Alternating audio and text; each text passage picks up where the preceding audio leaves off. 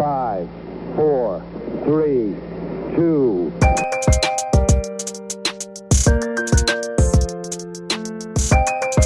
Tier 1 Performance.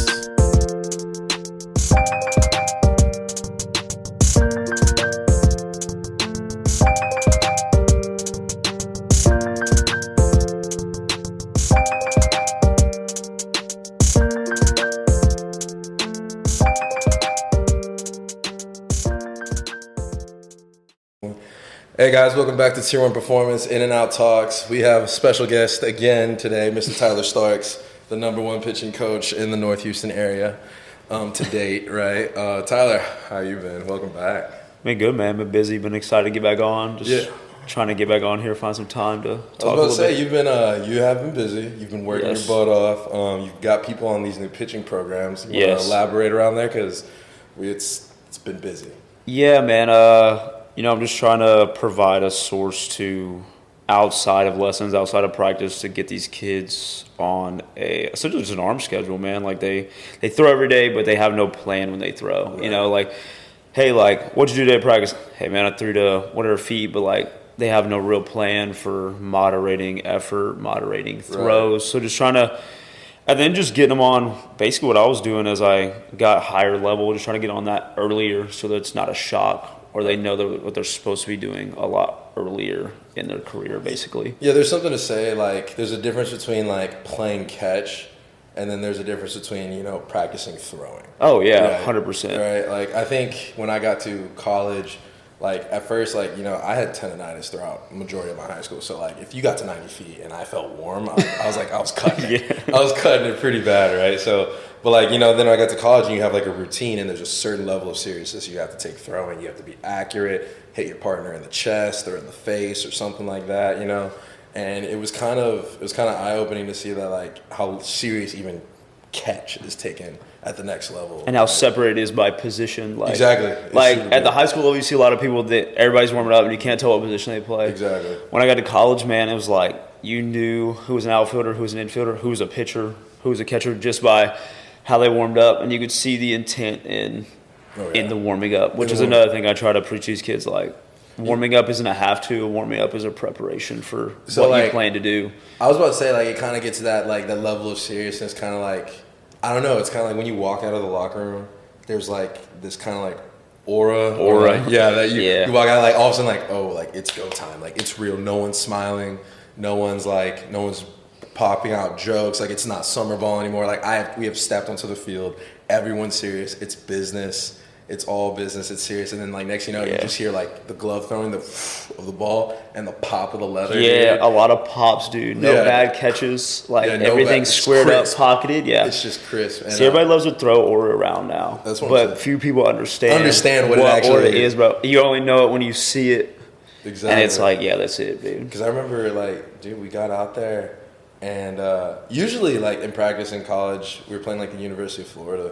Yeah. And a season opener. And, like, usually we're kind of, like, cracking jokes, but, like, still taking this throw serious. But, I mean, that first season opener, it's, like, 78 degrees, Florida. People are lined up down the lines, and, like, all you hear is just, Yeah. and, like, we're all trying to lock in because we're about to face the #2 team in the nation. Yep.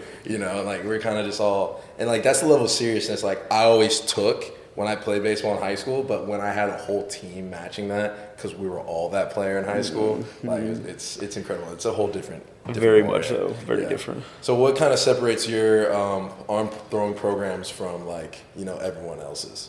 I think some people are also doing it, the higher level places, but, not just throwing. Like, we got guys before bullpen days hitting, like, activation lifts for movement patterns and kind of getting the hips, glutes, the core, getting fired before they even touch a ball. And then, like, after a long toss day, like, hitting a heavier lift, like, that's a recovery, is hitting a heavier lift, getting those compound lifts, getting strong in those movements.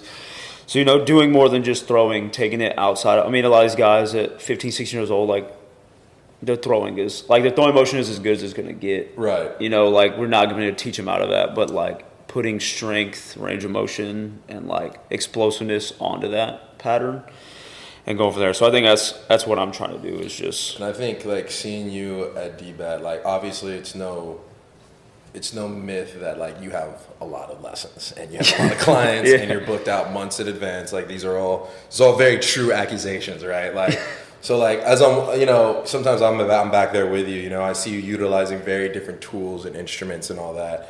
Like sometimes I see you use bands, medicine balls, the Rapsodo. Sometimes I see you use the weight room. I see you use different types of netting, like gloves, like. How does that, like, how do you know what to use? Or is it by, like, a person per? Oh, 100%. It's super individualized based on the person. Like we were just talking before this, having a kid who moves really well, but there's no athleticism to say behind it. So, like, understanding that, like, he doesn't need to, like, I'm not going to drill him to death on, like, throwing drills. I'm going to put him in there. He's going to throw med balls. He's going to move athletically really quickly and try to carry that over and bridge that gap between throwing a med ball and throwing a baseball hard. So there's understanding what kids need. So, like, I don't go into any, especially, like, first lesson with an assumption of what the kids need. Like, I'm basically, essentially, in a way, almost going to, like, doctor it. I'm going to, like, hey, go ahead and throw. Let's see what we need. And from here forward, adapt a plan for what they need. So every kid's going to get a different dosage of different drills, different movement stuff. Yeah. So just trying not to fall into giving everyone the same thing. Yeah, everyone. Yeah, I agree with that because I do the same thing with my kids. Like you can't when it comes to hitting, like the first probably 15, 25 minutes is me just analyzing you. Like, hey, what do you need? What's going on? What's wrong? All right, we're gonna do this. Like for the most part, most kids tend to have the same issues, or you'll see different types of the same type of kid. But for the most part, everyone's on a different schedule, a different plan. Yeah, and you'll get a lot of people freak out because they want like a quick fix immediately. But it's like you can't throw duct tape on it. Like band-aiding a bullet wound. Like I have to actually see what you're doing, and like develop an actual plan instead of just giving you like, and we're gonna get into this a little bit later. But like I can't just give you these super quick things. I'm gonna tell everybody. Yeah. And then it really carry over for the long run. Like you may see a quick thing. You may throw strikes now, or you may gain a mile an hour. But like moving forward, it's not gonna be an actual benefit. We're not actually gonna get anything out of it. It might just be the day too. Yeah. Like how many times like you've had like a kid throw a certain way, and you're like, why are you throwing like that? And the kid's like, I have no idea. And then comes back 2 days later and it's a completely different animal. Like, who is this kid? Like, where's that kid? Yeah, like, I want that kid. This guy's been doing great his whole time. What are we talking about? Yeah. No, it's just people don't understand that. Parents don't understand that. Kids don't understand that, because in order for you to establish a pattern and get better, you have to be consistent. Mm-hmm. Kids are the most inconsistent creatures on the planet. It's insane. Yeah, no matter if you're an animal or a child or a human, it doesn't matter. You are so inconsistent, right? And so you first, like once you diagnose the problem, right? This is coaching 101. You diagnose the problem. You create a plan for this kid to get better, and usually that requires some sort of teaching them something new. And then after that, it is making sure they get that down. Mm-hmm. And if they get that down, then you move forward and repeat the process, right? You kind of just keep going. But I love that because, like, everybody, like, they want to see different new stuff almost every time. Like, well, why is he still doing this? Well, because he has the same problem. Yeah. He has the same problem. Like, for the most part, he's always going to have the same problem. Exactly. We got to perfect the solution. Exactly. And that's where the consistency comes in. Like, dude, we're going to have the same progression, same routine every time until you don't need one. And until it's automatic. It has to be muscle memory. And I tell those people every day. And, like, I'll say kids are the most inconsistent, but they're the most impressionable. Yes. So if you actually sit your kid down, dude. And you just like, hey, we're going to do this every day for 2 weeks. Just hit off a tee. Your kid will be an absolute tee expert. Yes. In 2 weeks. And you have to, if you can't be an expert at that, you ain't going to hit the moving ball. Like, dude, no shot. Like, your kid has, like, I tell parents this all the time. I was like, if you get your kid and you give him to me, or, a good coach, at the age of 8, like, and you give him to us for a year, he is going to grow at an alarming rate versus, like, if you send your 14-year-old, 15-year-old son to me. So incremental, dude. Yeah. Like, I can't even get him to break his habit in 2 months because he's been doing it for so long. I was like, kids, I can't because they have no coordination. They have no consistency. They're so easy to change. It's like Play-Doh versus trying to sculpt a brick. Which is also the problem, too, because, like, so easy to change. Like, I've got them down pat, then they go to practice. And 10 throws of, like, trying to be Fernando Tatis down here, and now all of a sudden this is what he does, and it's like, no. Yes. They play a game of wiffle ball, and now the swing is insane. You're like, everything can change them. So, like, if you're not consistent, they're a different player every 2 days. I remember I had a lesson the other week, and this kid has no leg kick. We Oh. talked about no leg kick. He has no leg kick because he doesn't really comprehend timing that well yet. So I'm like, okay, like no leg kick, you'll be fine. Just react to the ball. All of a sudden, this kid comes in. He's a big open stance, and then is taking an absolute jihad with a high leg kick on the tee, and I mean, he's decapitating my tee every time. And I'm like, where'd you start doing it? I look at his dad. He goes, when did he start doing this? His dad goes, I've never seen that to this day. And he goes, oh, well, my friend bats like this, and he went deep, and so I wanted to try. I was like, you're not your friend. Yeah, you're not your friend. You're not your friend. I was like, you're not even Aaron Judge. I Yeah, was like, dude. I was like, you know who you are? And the kid said his name, and I'm like, that's right. That's exactly who who you are. I was like, and that kid does not have a wide open stance with a leg kick. Absolutely not. And then you tell him like, you suck like that. 100%. I was like, all this work that we've done is for what? Just for you to suck? Look at you. You can't hit the ball 10 feet off the tee. Yeah, you've totally gone gosh. away from Yeah. what you're good at. Why would you do that? Yeah, you've gone away from God. Yeah. Your buddy may went deep like that, but you're not touching anything like that. Yeah. That kind of rolls into my next segment. Like, what are some of the worst flaws or problems you see with like kids today? We'll start with like little kids. Like, what are the worst habits that parents can kind of like avoid, and then we'll go into like high school. So I thought about this for a while. We talked about some of the questions we're gonna do, Yeah. and I'm not even sure if it's the kids' faults. We talked about how impressionable they are. I think the worst problem with young kids is who is in charge of them. Yes. A lot of the people in charge of them are severely misguided, which leads to a misguided kid. Right. I have two things I like to say about this: eager to tell, not to teach; eager to answer, but not understand. Yeah. I'm sure you're a victim of this. I was a victim of this. Like you're at the plate and you got your coach. Stay back. Stay back. Stay back. How do I stay back? Yeah. What does that mean? Yeah. Hey, see it deep. How do I see it deep? You're rolling over. How can I not roll over? Yeah, Get the ball down. How do I get the ball just down? diagnose the and problem. and it's constantly answers, but it's never getting them to understand the solution to that problem. So I think if they can not want to be everyone wants to make everyone the next guy. Everybody wants their team to be the next team. Slow down and actually develop them and take the time to actually get them to understand why things happen and how to not necessarily fix it, because you're never just going to ultimately fix stuff, but to be headed in a good direction. Yeah. How do I stay back? Have a controlled load, not move too much and see the ball deep. Okay, that's how I stay back. Okay, that's how I do it. Yeah. But just screaming it Phrases. over and over again is, just screaming phrases and things you've heard on YouTube. You're dipping. And yeah. Okay, how do I not dip? Yeah. Hey, stay level. How? How? Yeah. Let's actually address Stay in the problem. zone. Yeah, how? How do we stay in Again, the zone? how? Let's address the how instead of just throwing solutions out there, throwing the answer out there. That it brings such a perfect point. Literally, I had you go through that phase, and you mostly when the coaches start yelling at their kids is always in the beginning of the season. Why? Because kids are uncomfortable in the box after not being there for freaking 3 months. They haven't had a live kid throw another object at them who they don't trust as coach. Not enough live reps, dude. That's In what I'm saying. anything. In Yeah, anything. in anything. So they feel uncomfortable. So they step out, they pull out, they don't swing, they freeze up, they clam up, they're not close to the plate at all, all those things. But all that to tie that around, I always tell my parents, I go, look, I was like, this is kind of how, I was like, I know you want to go out there and you want to help your kids. I was like, I know you want to help your kid. You want to help your son, you want to help his friend, whatever. But he's got 18 adults yelling 18 different things at him. And I was like, and if your kid even does decide to listen to you, there are certain things you need to tell him that I have already taught him, right? So how does your kid go, I was like, your son is clearly dipping, he doesn't realize it, which is also a problem, but that's another day. He's clear about what do you need to say? You're you don't say stop dipping. You say, hey, go from point A to point B. That teaches you to go directly to the ball. That's what I've taught him in practice. So it's not just a random stance. It's an actual solution It's an actual to the solution problem. that I have demonstrated for him that we have gone over. So he should be able to go, oh, Jordan, he was like, hey, Coach Jordan says go from point A to point B.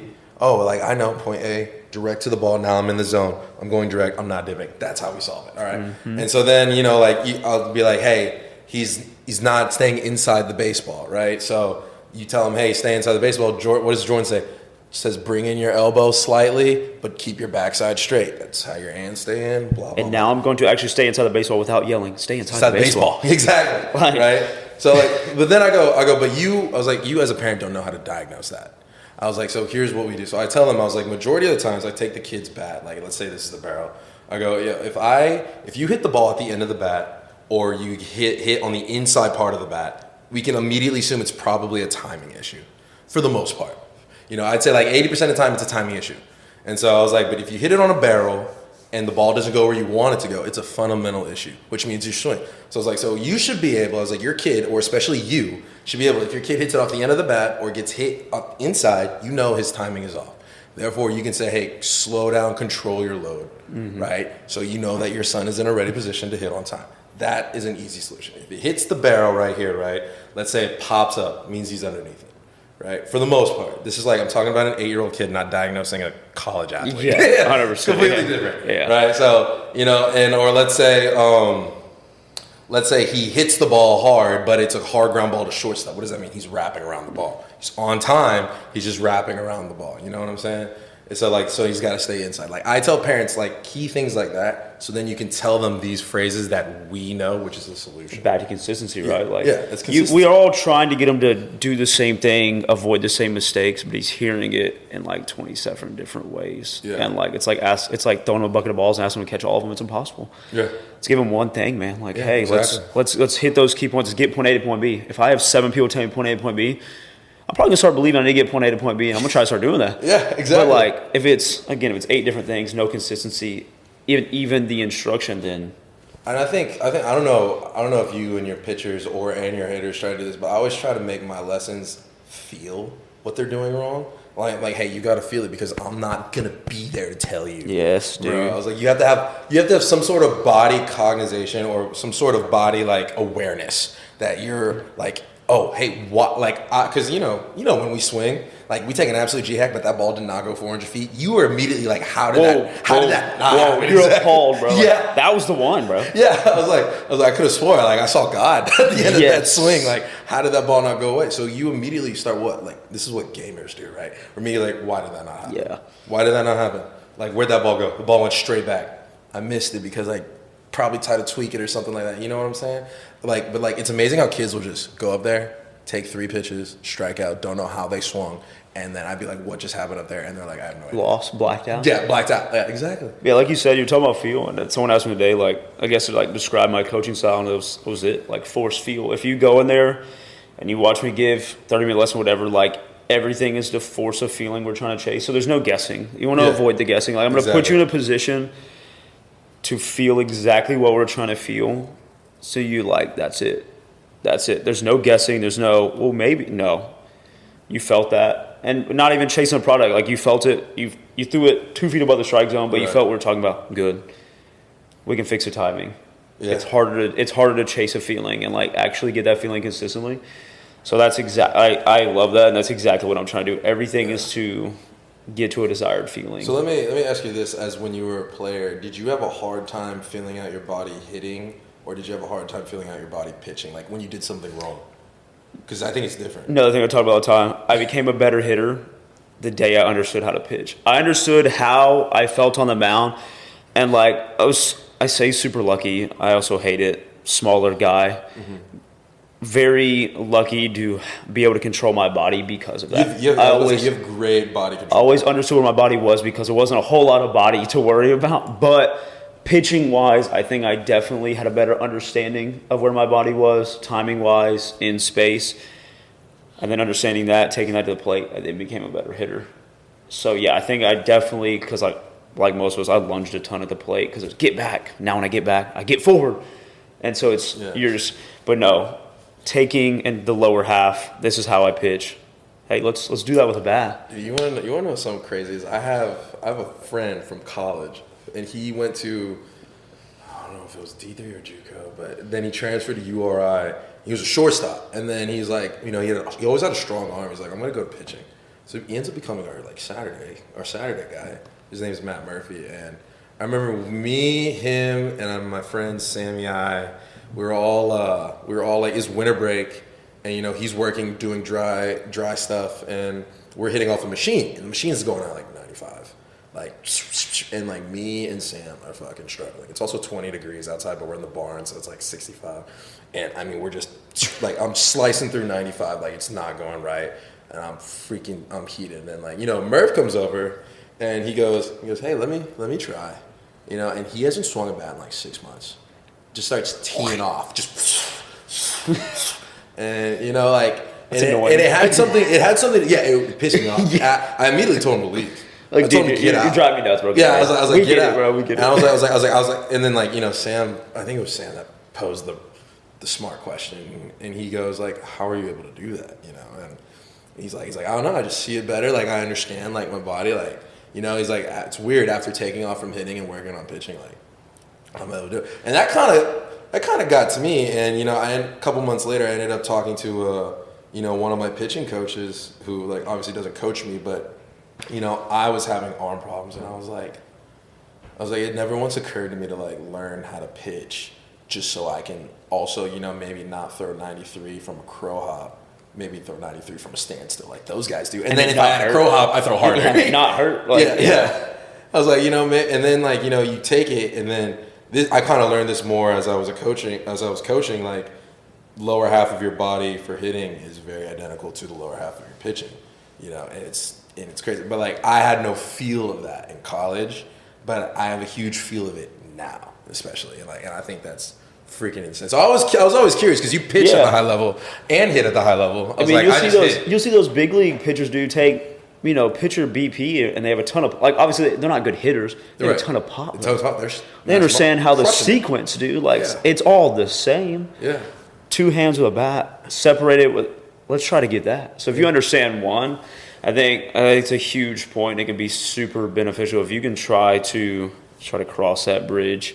If I got a ton of pop at the plate, but maybe it's not there on the mound, let's try to bridge that gap and see what I'm doing here that I'm not doing here. Exactly. What positions am I in with like separation and like my lower half, and maybe I'm not getting the same points, and that's where I'm not. And I had for a long time I had no pop at the plate. Very good barrel accuracy, could hit. I wasn't driving the baseball like that. Really? Yeah, so like that's kind of confusing. That's interesting because I've seen you throw a med ball and I've seen you throw. Yes, and you have 110% of your body into it. By the time I threw 96, I was no longer hitting. Like I threw like 91, 92 was hit doubles, but like by the time I threw 96, I was no longer hitting. But that was your bomb. Like, dude, give me a bat now. Let's find out what happens. But yeah, but I was also, I think, like, I was stuck. Like, I knew how I was as a hitter. Like, let's hit for a high average. But as a pitcher, I refused to accept that I'm not just up here to throw strikes. I'm up here to throw gas. Yeah. And I never once, took that approach to the plate. Yeah. If I could have done that, who knows? But no. Yeah, 100%. I agree. I love that point that they're very similar. Yeah, and a lot of times we refuse to accept that they are. Yeah, you refuse. I mean, because it's always a vendetta. Who's the better hitter? Who's the better pitcher? And you play both sides. You kind of. It starts at a young age. You kind of have that separation. But what about some flaws that you see at high schoolers that kind of stop them from going to the next level? A lot of reps and not actual work. They lack intent in what they're doing. I agree. Like, they 100%. Get up there and they're like, oh, I'm getting my swings in, I'm swinging it but quality over quantity. Yeah, like, what are you actually in here working on? Like, what are you doing? Like, what is the point of what you're doing? Like, there's no progression. Like, I hit off the tee because I had to, and I popped up and I rolled over, and I did that just so now I could hit front toss. And now I'm just trying to swing as hard as I can to hit front toss. And then by the time I'm live, I'm doing the same thing. And then, like you said, then you go to the machine and you got the velo cranked up, and now you're struggling because, like, what did you do to prepare for that? Prepare to make you square up 95 consistent? Yeah, you didn't. You didn't. You're just in there taking swings with looking good, but anyone can look good off the tee. Hey, I got this many swings this week. Towards what goal? Like, bro, I hate that because especially when people are like, "Oh yeah, my exit velo was like 93 off the tee." And I was like, bro, you still have to make contact with the Yeah, you just hit a hard, like, you smoked a ground ball or whatever, and it sure was not. And then you pan to, like, you watching MLB Network, it's like, let's check in on Freddie Freeman, who hits 38 home runs a season. Hey, what are you trying to do off the tee, Freddie? I'm trying to line drive 5 feet off the ground at the shortstop's head.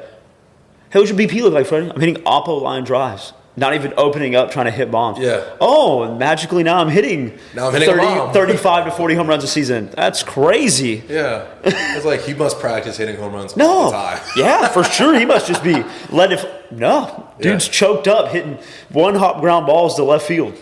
Dude, interesting. Yeah. Interesting. Yeah. It's crazy how that works. That's groundbreaking. Dude, it's freaking unbelievable. Like, and you could see, like, I mean, you could just tell with those guys that like that have intent when they're swinging. I mean, we see high school guys all the time. I mean, like you have to have a purpose. You have to have a plan. You have that kid from Summer Creek every time, dude. Stupid bat speed, So, like, dumb bat speed. Actually, before we dive back in this, I'm gonna take a small detour because like this is something that I realize that not a lot of kids have. Right? You can practice something day after day after day, and the ability to take what you practice to a game has to be seamless. Now, I know I know you used to know some kids. Some kids could just take what you say and immediately apply it into any situation. It's beautiful. And it's beautiful. It's amazing. That's the definition of coachable. Yeah. All right. That's the definition. Not just like understanding what I say and saying, yeah, okay, and then doing it. Like being able to just take something that I say and then like just crush it immediately. That is the ultimate form of coachability. It's insane. And I love it every time I see somebody like that, right? Because I was like, no matter how bad you suck, you will be great. Yeah. Right. You know, like so, but like doing that, I need for me. I made that easy conversion because once you do it once, it's easier to do over and over again. So once I remember practicing off a tee and someone, probably my fucking dad. Now that I think about it. It's probably my dad. Don't you hate when it comes back to your dad the whole time? Yeah, you know, he goes, why would you take so many swings, you know, off this tee? Look so good, just for you to not do it in the game. He goes, there's no point. You are now wasting your time. It's not you working hard. It's not you exercising. It's not you even trying to get better. You did not get better because you couldn't take what you worked on and put it into a game. And that stuck with me because I remember I could never hit the outside pitch till I was like a freshman in high school. If you threw it on the outside pitch, 50-50 chance. I foul it or miss it. You know, I'm mature enough to say that now that I'm tired. You know, and so then I remember I was just hammering, swing, outside. And then I remember that one hit. I remember exactly what it was. We were at some scrappy freaking ballpark. I was playing for Team Mizuno, and I hit a line drive in between first base and second base. It was like a legit line drive, like boom, like I was like, oh, like I got first. I was like, it's so satisfying. Like 1,000 swings. It took 1,000 swings for me to execute that in the game.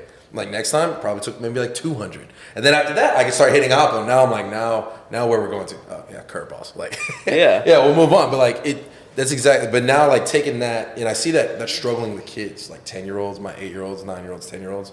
They look great with me. It's like I have a bunch of phenoms, and then I hear them. They're like, the parents text me, they're terrible, or like, hey, he struck out 3 times. Or he did, and I was just like, what? And like, I see the video. It's his old swing, nothing that we practice. And I was like, what's the point of you working hard? You can't take what we did here into there. And it's heartbreaking because as a coach, you can do nothing about it. Oh yeah, especially in our field where it's like I see them as much as they book me, which is never going to be as much as they're at practice, as much as they're with dad, as much as they play. It's never going to be that. So like most times, like once a week. Yeah, so I mean, and then they just, and again, we go back to this, like, it's again who they're around. They get overcoached out of, you know, maybe the things that work because their coach has something that they believe in their heart, but it doesn't work for little Jimmy, whatever the heck you want to call him. But like, and then they get so sped up, and then because it's all about just go, and it's like, well, oh, dude, look what you just did. Like, I'm with Coach Jordan. I hit 10 oppo gap shots. You did it. You don't understand how you did it. Yeah, exactly. And he's like, yeah, I did it. Sick. Yeah, where's my barrel? Where's my head? Where's my chest? If I can understand that. Yeah, and then remember that feeling, yeah. And then, like, actually let the ball get to that point in the game, like, yeah, look at me do it. And then you pan to him, the outside pitcher trying to hit it, you know, in front of their front foot. You got the ball even with your belt buckle off the tee, and that's why you're hitting that way. Yeah. They don't understand how they came about that product, how they were successful. They just know they were successful. Yeah, exactly. And that's like you know, like a blind nut find a squirrel. I mean, or a blind squirrel find a nut. Yeah. you can run into something, but like to consistently do it. And like you said, it took you however many swings. Dude, I swear to God, I felt like it took me like 1,000 swings. Off a tee, off practice, just 1,000 cuts of me hitting the outside pitch just for me to do it once. And they don't understand though, 1,000 intentional swings to go that way. It takes that much. It takes that much. And you have to understand that it takes that much. That one lesson with Coach Jordan for 30 minutes this week, that ain't enough, dude. And if you think it is, you're lost. Bro. And I always tell my kids, I was like, everything we do here, I was like, you have to hit 5 more days on your own correctly. Because we took 1,000 swings to get that hit. That 30 minutes ain't gonna lead to that hit. You're still 1,000 swings away. That's what I'm saying. I was like, you're lucky, like maybe 920. if I really hammered you with it, you know what I'm saying? Yeah, it is absolutely ridiculous. But for you, was it easier for you always to make that thing that you practiced to convert over into the game, or you were like, that's something I had to learn? I mean, I think in a lot of ways it was, and I mean, I can think of specific things that didn't always like translate. There's always this, like you talk about the outside pitch. You know, some things are easy to do, but there's that one thing you back to. I think if I really went about it the right, when I started to go about it the right way, it became a lot easier. Like when I was understanding what I'm doing, but like, you know, like we talk about, for me at the plate, staying back was always my vendetta because again, I'm trying to get everything out of me. Yeah. So like, to get everything into me, I'm like jumping towards the ball. Yeah, you're lunging, yeah. And so like I'm forcing all this negative movement, then I go here and to understand that staying back actually means staying balanced. Staying middle, yes. Yeah, that is staying back. Yeah, that is I am back because my heel and my hands are back. And that's all that ever needed to be back. But I've got my butt, my hips, my head all going back. Yeah. Trying to stay back. Trying to stay back. So I went back. I'm definitely not staying back. I'm coming, bro. Yeah. We lunging, bro. So like getting out of that and like, you know, like in a perfect scenario when I got the ball exactly where I'm supposed to hit it, sure I can hit it right because the ball's where it needs to be. My timing's good, but my body is not. Yeah. So I think, like you talked about the outside pitch, I had my one or two things that were an absolute nemesis to me. But other than that, I think it was pretty easy. And then I was fortunate, you know, my coaches for the most part growing up were fantastic. I had really good, like, connect the dot coaches, like, and a lot of it was, bro, we're scrimmaging every day. By the time I get to Saturday, like their coaching style meshed with you well. It made you successful because it was meant to make you. It was applicable. It was meant to make you successful in in-game situations. By the time I get to Saturday, I've seen the ball 50 live at bats, dude. Yeah. Like we're ready, we're locked in, and I guarantee you my team's better than yours. So whatever scrub you put on the mound, I've already faced dogs. Like we're gonna go. Yeah. So I mean, I think I could do it, but it was also fortunate to have coaching styles that mesh well to make it. Make me be able to do that. I think coaching style is definitely important. Like I have some guys that come to me, and then like if I'm not there, they go to Mitch. Or I've actually had some guys I've referred to you. You know, like, because you got to understand what's better for them. Exactly. Like hey, your kid's good. I personally don't know how to teach your kid a curveball, and I think that's kind of what he's lacking. And I think he's at the age. I'm gonna give him to you. I'm not gonna. You think I'm gonna gamble a kid's whole career on me having on my pride? Ego? Yeah, on my ego. That's ridiculous. I would never. So like, I'll send them off to you. Or like sometimes like you know if I'm not there, Mitch and I teach the same things just in different ways. You're gonna get that work. That's so the thing they need. Yeah, like some kids need a softer coach. Not necessarily a softer coach, but like not as intense. Yeah. Like I would say Sergio can be very intense. Yes, and it doesn't fit for everybody. It doesn't. Because it's a certain style. You don't really have room to fail there, you know. Like it's his way or the highway in a lot of ways. It's just different dynamics of kids and all. And you got to understand the dynamic that fits the best. Yeah, and so like I send most of my big pitchers to Coach Tristan, a larger body person who understands how a larger body works. Like because that big dude does not need to move quickly, get into deep ranges of motion, and it's not what makes him successful. Yeah.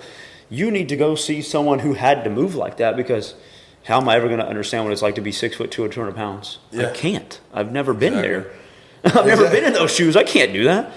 Yeah. If you were going to be a college hitter, I believe in a lot of ways I understand it, but like you may need to go see Coach Jordan. You may need to see Coach whoever. Yeah, you need to see those people who actually, did it at that level for a little bit longer time and like they were successful. You understand the way they coach. Like if a kid comes to a lesson and then like can't reiterate what they learned, or they're just like, I kind of don't understand. Like they look puzzled when they leave. I was like, that coaching style probably didn't fit for you, And so, like, I do that all the time. I'll be like, hey, first off, I don't need the money, but like, I was just like, hey, I don't think he's kind of meshing with me. He'd probably be better off, with this guy, or like, he'd probably be better off with Tristan or Mitch or Sergio or whatever. Like, our play style, like, I don't think your son's really understanding me. Or sometimes I'm like, I think your kid should come back because I think we resonated well. We fixed a lot of things, to be honest. And I think that also applied to me like as a player because I always knew how to hit the inside pitch, but there's a certain way you need to hit the inside pitch to get your home run. Some guys in the pros or in college, if you threw it inside, it's like an automatic bomb. Yeah. Especially if they're looking for it, right? I mean, like, I always knew how to hit the inside pitch. Like, I would tear a third baseman's face off, but like, I wanted it to be like automatic. Like, I wanted it to go. And, it took me like I had some good coaches in college, man. I had probably some of the greatest coaches I could have ever asked for. But they worked on me on hitting it inside because they were just like, Jordan, you're great from the outside. You're great from down the middle. But I was like, your inside, it's like side spin. Yeah, I'm not lifting it. You're not creating the... Yeah, I'm not creating the backspin. I was like, that's why all your doubles are down the line. All your triples are down the line. Like, why don't you hit a home run every now and then? And, like, we worked on it. And I was like, you know what? Maybe that doesn't say something. Like, I was like, I thought I was a single specialist guy, but, like, I was leading the team in doubles at one point. That wasn't for long. But, like, and they're just like, I was like, yeah, like, let's work on the trajectory, the ball speed, the backspin. And, they just... I'm a very logical thinker. I'm a very analytical thinker. I'm an engineer. So, like, if you speak logic to me and I can visualize it or you can show me, I'm going to, like, talk. Like, I'm actually, like, go for it. I'm, like, eager to learn. But, like, see, and you understand what type of learner you are, which is huge, bro. And I was very, like, I'm the kid that needs to, like, play in the dirt, bro. Like, I learned to throw better by throwing. And that's why I tell these parents, too, like, my coach style is we're going to get up there and we're going to throw baseballs, bro. We're going to get things down range. And if that's not how your kid learns, then I'm not for you. Mm-hmm. Same thing with, like, I'm super strict on, like, my preparation to throw. If you don't want to come in and spend extra 30 minutes, if we had 30-minute lesson and you don't want to spend the first 10 preparing your body to throw, I'm not for you either. Yeah. Like, I'm not going to have that blood on my hands for your poor elbow, bro. Like, exactly. Or you're going to complain because we're not getting the success or the progression. You didn't prepare for it. Like, I'm not just going to wake up and throw. Like, but yeah, understanding the type of learner you are is huge because then, like, I finally, like, for the first 2 years of college, which oddly enough were my most successful, I had no pitching coach. We didn't have one. We had our head coach who caught in the Royals organization was just like, hey, man, get your chest down, like, get out there. That's all he knew. But it's probably a catching wizard. Yeah, he's just like, bro, knew how to catch me. Hey, I just told pitchers to get downhill. But then, like, get that head over foot strike. And I'm like, I've been doing that. That ain't working. But, and then junior year, we get this, like, shout out Coach McCary, super nerd, bro. But, like, we were like oil and water, bro, because, like, I'm not like that. I don't need to sit there and put the rocket ship together to figure this out. Yeah, I didn't get on the bump. Let's start this thing. But he's, like, trying to break me down. And I'm like, I'm not going to lie to you, bro. For 2 years, this is working. I don't know why we're trying to fix something. Like, I just need, like, you knew what you needed. Yeah, I need approach and, like, how are we going to get guys out? Like, that's what we need. I don't need you to change how I throw. Oh, that's perfect because that leads into our next section. Like, how was your approach as a hitter compared to your approach as a pitcher? Let's talk college. I'm sure because, like, you can get into very big specifics when you go pro, and at that point it's kind of like a 1v1 matchup each time. But, like, man, that's tough. I think as a hitter. Understanding what pitcher like, I'm looking for them to go to their strengths and my weakness. I know they're hunting my weakness. So as a hitter, I need to be looking for what I'm going to get, not what I want. Yeah. And that's a lot of trouble we fall into, and we tell these kids, like, hunt your pitch. As the level goes up, you're not getting your pitch, dog. They know what your pitch is. Mm-hmm. A mistake is your pitch. They're throwing their pitch. They're throwing your weakness. So as a hitter, understanding to hunt my weakness and be ready for that. And if I'm ready for a weakness, I have a better opportunity than hunting my pitch and having to adjust to my weakness. If my weakness is off speed down and away, I need to look for that so I have a chance. If I'm not looking for it, I'm cooked. It's already my weakness. Yeah. And then as a pitcher, like, understanding my strength and, like, I may not be good at spinning the ball. So if that's their weakness, but I'm bad at it, why throw them a curveball down the middle if I'm bad at spinning it? I'm good at elevating fastballs, and then I'm good at back-footing sliders. So, like, let's do that. And if they get me, they got me. That's good for them.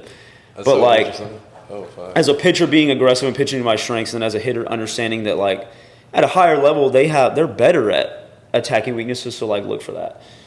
So I know that's interesting because mine's kind of, like, different. Like you're saying, you expect people to, like, utilize your weakness. Yes. Like, so I kind of was like. I knew people were, like, my weakness was sliders. I knew people were going to throw me sliders. But I always had that sneaking suspicion because I was a leadoff batter that they would always try to get ahead of me with the fastballs and just bury me with sliders. So my first pitch, I'm looking for what I want, which is a fastball. I'm not looking for fastball away, fastball middle, fastball in because I was such a good hitter. It didn't matter. As long as you threw it for a strike, I get to tattoo it every time. So I like that, especially as a leadoff. Yeah. Which is, as we had to college, is where I was at. Like, yes, like, I guess in the mindset is if I don't get that or if I miss that fastball, that's when I go to that. Yes, I would completely switch. Yes, I like that. Yeah. But yeah, bro, like, and I understand as a pitcher, I'm throwing the leadoff batter. Like, we got to get ahead, bro. You got to get ahead. Yeah, that's why I'm not gonna let him get ahead for free. Like, yeah, so we don't. He ain't getting ahead for free. If it's fat, we're gonna start the game off hot. Like, let's go. Like, I'm cool rolling the dice and be like, if you trust your team to make that play against me, fine. Like, I'm going to crush that. I didn't care if it was the first pitch of the game. If you threw a fastball, I'm swinging. Let's roll, bro. Yeah. Roll the dice. Like, make it. I will say, I did get offended if you did not throw me a first pitch fastball. You threw me like a first pitch changeup. That's brave. Yeah, that's brave. I'm probably cursing you out. Yeah. You know, like you're scared. I know then you're for sure scared of me. But like if I miss, like you said, if I miss that first pitch fastball, I'm like, all right, he's probably gonna slider me to death. Like I gotta see it up, I gotta see it in. Like expect that fastball. And I guess a lot of that changed because my role as a pitcher wasn't a starter by the time I got to the higher levels. So like my mindset as a pitcher kind of like has me. My mindset changes as a hitter now because, like, I come into close, like, I can't afford, like, let's get ahead with the first pitch fastball. Like, bro, those dudes are looking to change the game at that point. For sure. So, like, it's not, I'm down 0-1. I had to see one. No, they ain't looking to see one. If anything's in the, like, they're going because they got a chance with one swing. At that, my role as a closer, like, they got a chance to tie the game, go ahead, put themselves back in it. So I guess that's where my mindset's changed, just from where my role changed. As a pitcher. Back when I was a starter, yeah, bro. As a hitter, let's get aggressive early. Yeah. I know they're trying to save pitch count, get ahead. So, yeah, like in high school, I'm swinging it. Was it easy to make that change going from, like, starter to reliever to closer? I think. Or was it kind of just like, you're just like, oh, now I don't have to, like, think as much. I can just put everything on the gas pedal. I think, like, it made it a little bit easier because as a starter, you're always like, how do I set up the next inning? How do I set up the next hitter? How do I set up the long game? Yeah, longevity over. Yeah, like, and I'm trying to conserve pitches. So as a closer, I was like, honestly, I got to take like 2 pitches out of my arsenal and attack with like my 2 best. I went fastball, slider. I used to have a curveball and a changeup, but like I didn't need that. Yeah. Like, why not dominate my 2 best pitches? Like, you're not going to see the lineup twice. Yeah, they're not going to have enough time to make the adjustment. By the time they make the adjustment, it's over with, brother. They're getting back on the bus. Yeah. Like, and if I need to by Sunday, if I'm getting my second or third save of the weekend, maybe I can, hey, here's a split. Like, hey, they haven't seen it, here it is. And then use that as a long game, but like going straight into it, I think it made it easier because I always had an aggressive mindset, even as a starter. I was always looking to empty the tank, which is probably why I wasn't a starter for much longer in my career. It made it easier for like my mindset, the type of pitcher I was, to go from there. I think it made me a better pitcher going to it. I think I became more successful. I was a much better closer than I was a starter. Now, when you were a starter, did you like ever like take pitches off, or you were just like, I'm not gonna? I don't think so, man. Like, I constantly was like, I feel like I put everything behind it all the time, and I had no like, I wasn't trying to build. It was, let's get it. I'm going to go as hard as I can for as long as I can to be as dominant as possible. Because, like, my thought was, like, if I take some off, like, I may not make it out of the second. I might get teed off on. Yeah. But if I can give you 4 strong, like, let's hope we got some relievers. But, like, if I was on, just the guy in front of me. That's all I see is the guy in front of me. Yeah, like, I'm taking it one dude at a time. Let's get this guy out, then we'll get this guy out, and we'll just go from there. Because, I don't know. I feel like if I had – it works for some people, but if I had the mindset of planning for the next guy, it took me out of the current at-bat. Okay, I see. I understand. Yeah. All right, so, like, now you got a new Instagram page. What's that called, Big Dog? So, it's Starks_baseball performance. Just trying to make myself more accessible to more people. I think you definitely should, even though people kind of hit you up all the time. Yeah, I'm just, but I think you do need a bigger internet viral presence, just because, like, that's the culture now. Oh, yeah. Not necessarily because we want to, like, because if I had it my way, I would probably have people just, like, hand out my phone number. Yeah. But, like, but you do need the viral social I think I'm just trying to be more accessible, trying to get out there to more people, like, trying to grow. Yeah. And get myself out there, because I think the end goal for all of us is to end up coaching at the highest level, I think. Yeah. At least for me, like, I'd love to coach the highest level. So trying to put myself out there, maybe people like what I'm talking about. Yeah. I think it definitely makes sense. You've definitely been at the level. You have all the credentials. I appreciate you coming on again. It has been like almost like 45 minutes already. Hey, man. It just kind of flies every time, bro. Can't wait to have you on. I appreciate it, Big Dog. Hey, always, man. It's been a pleasure. 5, 4, 3, 2,